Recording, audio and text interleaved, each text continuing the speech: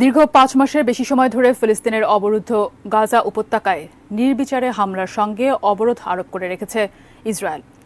Israeli হামলা ও অবরোধের কারণে সেখানে দুর্ভিক্ষের মতো অবস্থা বিরাজ করছে। না খেতে পেয়ে ফিলিস্তিনি শিশুরা তীব্র অপুষ্টিতে ভুগছে। পরিস্থিতি এমন ভয়াবহ পর্যায়ে পৌঁছেছে, অনাহারে শিশুদের গায়ে কান্না করার মতো শক্তিও নেই। জাতিসংঘের শিশু বিষয়ক সংস্থা ইউনিসেফ এমন ভয়াবহ তথ্য জানিয়েছে। বিস্তারিত মোহাম্মদ সোহাগ বিশ্বাসের রিপোর্টে। রোববার ইউনিসেফের নির্বাহী পরিচালক ক্যাথরিন রাসেল মার্কিন টিভি নেটওয়ার্ক সিবিএস নিউজকে জানিয়েছেন, ৭ অক্টোবর থেকে গাজায় ১৩,০০০-এর বেশি শিশুকে হত্যা করেছে Israel.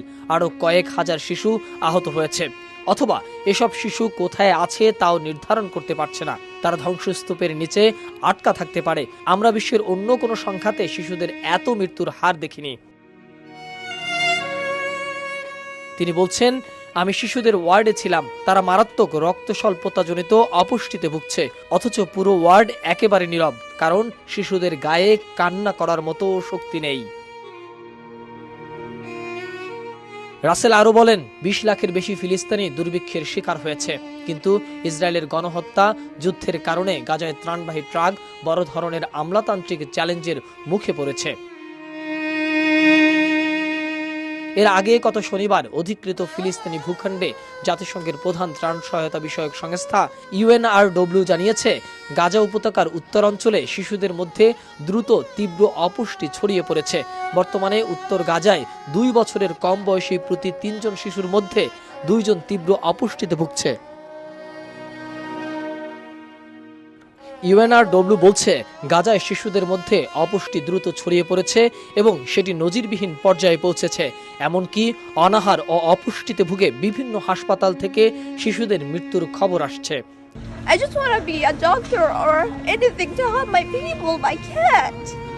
I'm just a kid. I don't even know what to do. I get scared, but not really that much.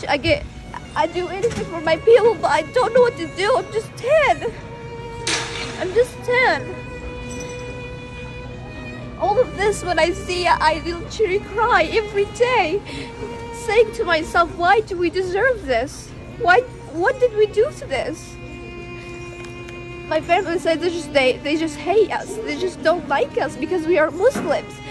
Why does Muslims act for you like that? We're just kids. You see all of the kids around me? They're just kids.